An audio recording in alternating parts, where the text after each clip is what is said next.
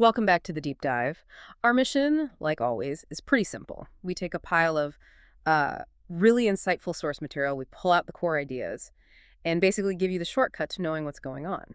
And today, we're really diving deep into how global power is being, well, fundamentally reshaped. Our sources lean heavily on the work of Alvin Toffler, his book Power Shift. It turns out his framework is incredibly relevant to what's happening with artificial intelligence right now. Yeah, that context is crucial. Toffler laid out those classic pillars of power: violence, wealth, and then knowledge. But that raises the big question for today. What happens when knowledge itself, the thing that drove power for so long, gets automated, gets copied, scaled up, put to work by machines? So our focus today is the AI economy, how automation is redefining wealth and work. It really is the central strategic challenge, isn't it? For governments, for businesses, for everyone. I mean, when algorithms start doing not just the manual stuff, but the thinking jobs too, transforming whole industries. Well, you get this huge tension. What actually happens to wealth? Does it just pile up in fewer hands? And maybe even more existentially, what happens to us? Our work often defines us. Toffler kind of gave us the map, though. Power doesn't just sit still, it shifts. It always follows how things are actually made, how value is created. Exactly. We saw it shift, right? From the agricultural age, power was force, violence. Think lords, kings, armies controlling land, then boom, the industrial age. Power shifts to wealth, to capital. Right. The factory owners, the financiers, they were the new power brokers. And the last big shift Toffler wrote about was the information age. Suddenly, knowledge was king. The people controlling information scientists, programmers, the media, they became the elite. But AI seems to break that pattern, or at least add a new twist. Right. Our sources make a really strong case that AI isn't just another tool within the knowledge framework. It's introducing a new fourth pillar. It builds on knowledge, sure, but it arguably goes beyond it. They're calling it intelligence, or maybe more pointedly, algorithmic power. Okay, so knowledge is having the information, but intelligence is what? It's the autonomous ability to use that information, to generate outcomes, to do it fast, and at massive scale. Knowledge is passive, intelligence is active. That feels like a really critical distinction. So if knowledge was like the oil of the last era, valuable, but you had to refine it, AI is the refinery, a super efficient one. A hyper-efficient one, yeah, one that turns data into decisions almost instantly. And it doesn't just store or even analyze the knowledge. AI systems act on it Yeah. autonomously. They learn, they optimize, they get better over time all by themselves. That capability, that's the new currency of power. It creates this huge strategic advantage for whoever wields it best. And this shift is literally building a new economic structure around us. The sources paint a pretty clear picture of how AI creates value. Data is the new raw material, right? Way more available than, say, iron ore. hmm And those huge data sets, they feed the foundational models. The models are basically the new factories. They process, they learn, and the algorithms, they're the workers, tireless, doing the tasks. So the AI systems themselves become these autonomous wealth generators. So competition changes fundamentally. It's not about who has the most money to build the biggest physical factory anymore, or even who knows the most static facts. No, the race shifts. It becomes about whose AI learns fastest, whose AI adapts best, whose systems can make decisions for, I don't know, billions of users all at once. So which brings us right to the really sharp end of this whole thing, Right. wealth and inequality. Because AI is definitely a double-edged sword here. It creates incredible value, yeah, but it also seems to concentrate the rewards in, well, maybe scary ways. Absolutely. On one side, the benefits are huge. Costs plummet, productivity goes 244/7. You even get new jobs popping up, AI ethics people, prompt engineers, that sort of thing. The potential efficiency gain is just massive. But we're already seeing the other side, aren't we? Job displacement isn't just theory. White-collar jobs, clerical work, retail, manufacturing, it's happening. And that leads straight to wages getting pushed apart. A few people whose jobs are boosted by AI do great, but maybe a lot of others struggle. And the biggest issue seems to be this concentration of wealth. Yeah, the wealth flow today definitely favors whoever controls the core AI assets. You can boil it down to three main control points. First, owning the infrastructure, the cloud platforms, the specialized AI chips. Second, controlling the enormous, often proprietary data sets needed to train the best models.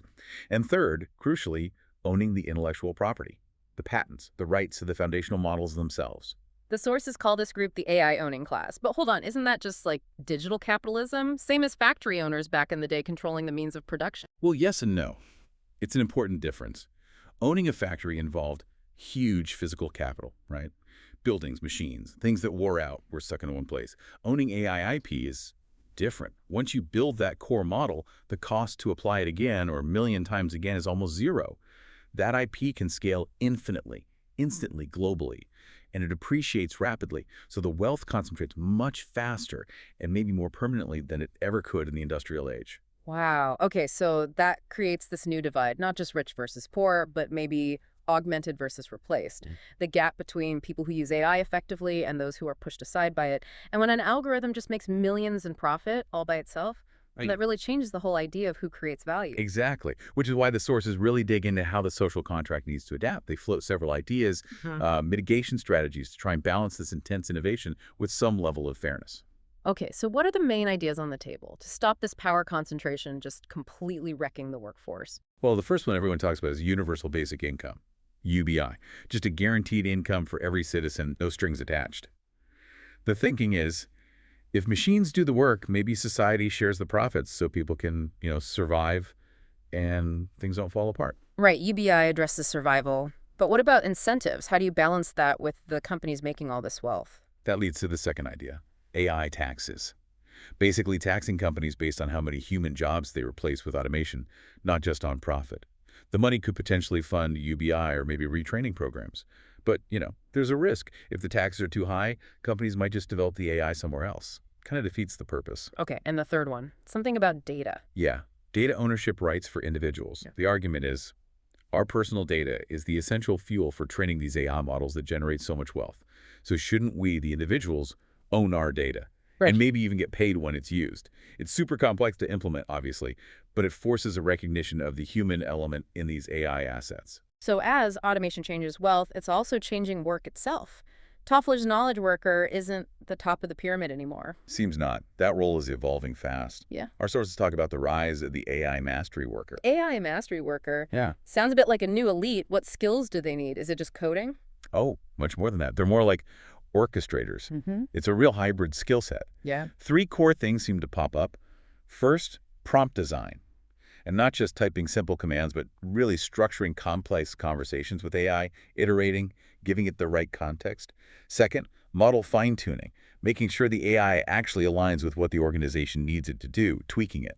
And third, multi-agent coordination, getting different AI systems to work together effectively on big, complicated tasks. So it's less about AI replacing people and more about augmenting them, creating these hybrid roles. I liked those examples in the sources, like doctors not being replaced, but using AI that instantly scans and suggests diagnoses with incredible accuracy, or lawyers using AI to sift through decades of case law in seconds so they can focus on strategy, on the human element of the case. Precisely. And it means that just knowing a lot of facts becomes less valuable because the AI knows all the facts instantly. The real takeaway here, maybe the motivational bit, is that you have to keep learning. Constant reskilling isn't just a good idea. It's basically essential to stay relevant. So what's left for us humans? What skills become more valuable when machines handle the routine analysis? It's the stuff that's uniquely human, right? Genuine creativity, complex strategic thinking, nuanced negotiation, real emotional intelligence, actual leadership that inspires people. Ironically, the soft skills become the hardest, most valuable ones because they're the hardest to automate and likely the best paid. Okay, so for you listening, maybe looking for the investor angle or just practical ways to adapt, the biggest message from the sources seems to be about mindset. Speed matters. Adapting quickly is key to survival, let alone success. That's the core of it. If you boil down the actionable advice, it's maybe four things. One, learn and use AI tools. Now, seriously, whether you're running a business, freelancing, managing a team, get literate with these tools. They multiply your personal productivity like nothing else. 2, think about becoming an AI specialist. If you have the aptitude, the demand for people who build and manage these systems, AI engineers, data scientists, ML experts, it's just exploding. That's not going away soon. 3, invest smart. The sources are clear. Power follows control of the core assets. Yeah. So look at companies controlling the infrastructure, chips, cloud, those with unique, massive data sets, and those owning the key foundational models. That's where the leverage is. And the last one, focus on scalable income. Yeah. Shift your thinking away from just trading hours for dollars. Look for ways to build systems, maybe using AI, that generate value more autonomously. Maximize your leverage. That's the game. It really feels like the AI revolution is the next logical step from Toffler's power shift, moving from mastering knowledge to, I guess, co-creating intelligence. Well put. Automation is truly redefining work, wealth, success, everything. The future belongs to those who adapt, who learn to build with AI, not fight against it. We wanted to leave you with one final thought, tying Toffler's history to today's risks. Think about the printing press. It spread knowledge, right? Democratized it by making books cheap and accessible. But AI seems to do the opposite in some way. It centralizes enormous computing power and data access into the hands of just a few very large tech companies. So the big challenge for us, collectively, is figuring out how to ensure broad access to AI capabilities, the education, the tools, the rules. How do we prevent this incredibly potent new power from just becoming hyper-concentrated, from locking out the very mastery workers we'll need tomorrow? That's the deep dive for today. Thanks for listening. And remember the key lesson for this new era. Because in the AI economy, knowledge isn't power, adaptation is.